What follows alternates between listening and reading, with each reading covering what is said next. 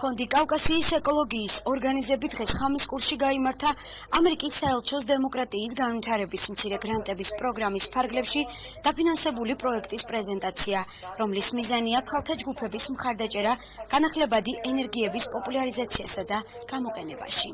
მადლობა მინდა გადავუხადო ამერიკის საელჩოს დემოკრატიის განვითარების მცირე საგრანტო პროგრამის ხელმძღვანელობას, რომლებაც ჩვენ მოგვცეს საშუალება ამ პროექტის განხორციელების და დაგვიფინანსეს ეს.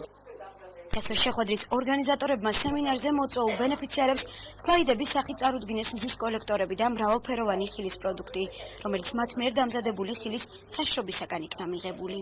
ჩვენ წარმოვადგენთ უკვე ჩვენი დამზადებული მზის კოლექტორები და ამასთან ერთად იმ მშრალი ხილის პროდუქტი, რომელიც ხილის გაშვების შედეგად მიიღება. აუცილებელი მომენტი არის, რამდენად ინფორმირებული იქნება საზოგადოება ამ პროექტის შესახებ, იმიტომ რომ ძალიან მნიშვნელოვანია დღეს გამოვიყენოთ სწორად ბუნებრივი რესურსები.